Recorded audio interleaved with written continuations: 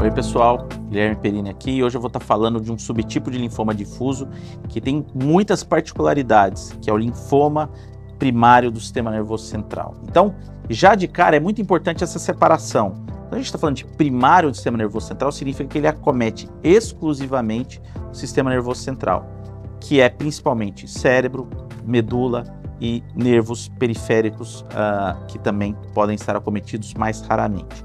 Geralmente a apresentação é no cérebro mesmo, é a apresentação mais comum.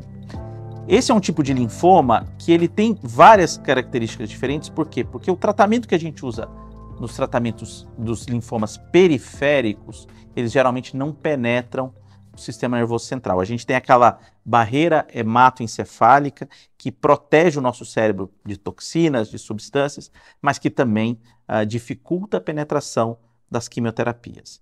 Esse é um linfoma que vai pegar geralmente pacientes mais idosos, em torno da 6ª, 7ª década de vida, e isso tem bastante importância quando a gente vai desenhar o tratamento, porque a gente vai ter que levar em conta a tolerância da quimioterapia. Como eu falei para vocês, esse é o primário sistema nervoso central. A gente tem uma segunda situação, que são as infiltrações secundárias de um linfoma sistêmico, que pode recair ou acometer ao mesmo tempo o sistema nervoso central. Esse é um grupo à parte que eu vou falar em outro vídeo. A gente está falando agora dos linfomas primários do sistema nervoso central. Como que o paciente apresenta? Vai depender da localização. Mas geralmente o paciente pode ter confusão mental, crise convulsiva, enfim, algum sintoma neurológico. Quando é feito, então, uma ressonância, uma tomografia, é feito essa massa que posteriormente é biopsiado e feito o diagnóstico do linfoma difuso primário do sistema nervoso central.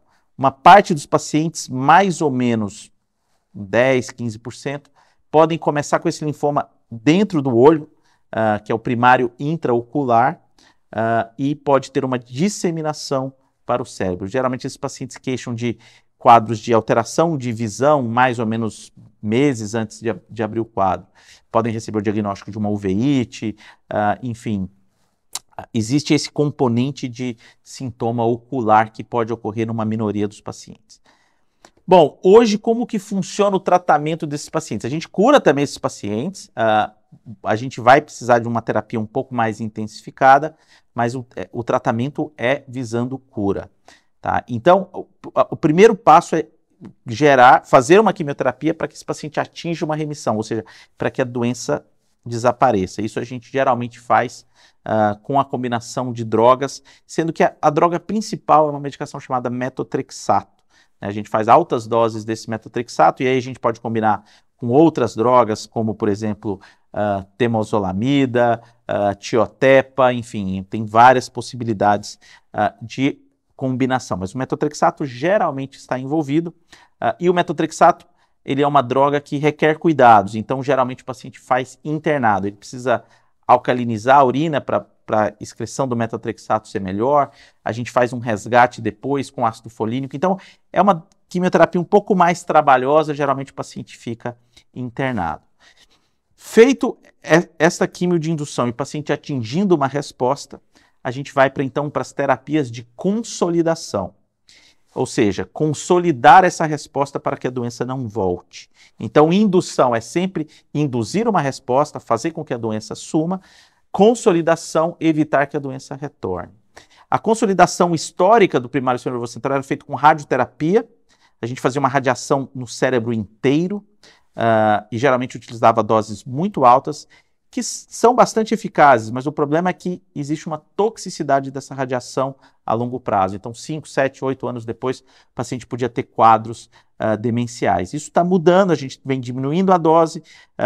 Como eu falei, a radioterapia é uma área que tem muita inovação, mas hoje, de uma maneira geral, a gente evita a consolidação com radioterapia.